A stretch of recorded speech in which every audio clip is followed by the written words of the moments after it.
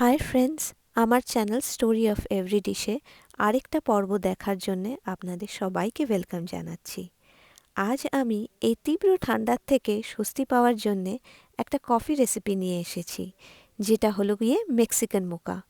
এই রেসিপিটা খুবই সুস্বাদু আর খুব সহজেই বানিয়ে ফেলতে পারবেন। এবার মেক্সিকান মোকা বানাতে যে উপকরণগুলো আমি ব্যবহার করব সেগুলোর সাথে একটু পরিচয় করিয়ে দিই। এখানে আমি 2 টেবিলস্পুন কফি ক্রিমার ব্যবহার করছি ভ্যানিলা ফ্লেভারের। কফি ক্রিমারের বদলে আপনি হোল মিল্ক বা ফুল ক্রিম মিল্কও ব্যবহার করতে পারেন। তখন তার সাথে 4 to 5 ড্রপস ভ্যানিলা এসেন্স আর 1 টেবিলস্পুন সুগার অ্যাড করে নেবেন। তার সাথে লাগবে 1.5 টিস্পুন ইনস্ট্যান্ট কফি পাউডার। এটা আপনি যে কোনো ব্র্যান্ডের কফি পাউডার ব্যবহার করতে পারেন। আর অ্যাড করব 1/4 টিস্পুনের থেকেও অল্প সিনামন পাউডার, আর দেব অল্প একটু নাটমেগ পাউডার। এটা 1/4 টিস্পুনের থেকেও অল্প হবে। এই মাপগুলো ঠিক থাকলে পরে মেক্সিকান মোকাটা খুব ভালো হয় খেতে। আর লাগবে 1/2 টিস্পুন ডার্ক কোকো পাউডার। এরপর এই সব উপকরণগুলোকে একটা চামচের সাহায্যে সুন্দর করে মিক্স করে নেব।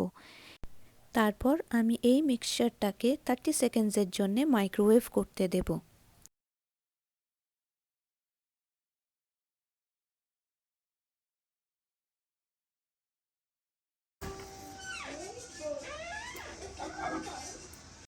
আমার এই মিক্সচারটা মাইক্রোওয়েভ করা হয়ে গেছে।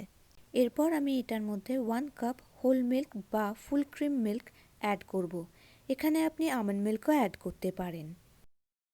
মিল্কটা অ্যাড করার পর আমি আবার ভালো করে একটু মিক্স করে নিলাম। এইবার মিক্স করে নেওয়ার পর এটাকে আবার আমি 30 সেকেন্ডসের জন্য মাইক্রোওয়েভ করতে দেব। মেক্সিকান মোকাটা তৈরি হয়ে গেছে। এবার এটার উপরে আমি একটু কফি পাউডার আর একটু কোকো পাউডার স্প্রিঙ্কল করে দিচ্ছি। আপনি এটা এরকমভাবেও খেতে পারেন বা এটার উপরে হুইপড কফি ফ্রথ দিয়েও খেতে পারেন। আমি যেমন এটার উপরে একটু হুইপড কফি ফ্রথ অ্যাড করলাম, যদিও বা এটা অপশনাল, কিন্তু এটা অ্যাড করলে খুব ভালো লাগে খেতে। আপনারাও ট্রাই করে দেখতে পারেন।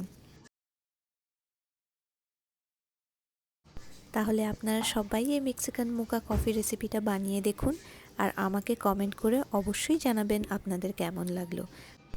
তাহলে দেখা হচ্ছে আরেকটা নতুন পর্বে। লাইক আর সাবস্ক্রাইব করতে একদম ভুলবেন না।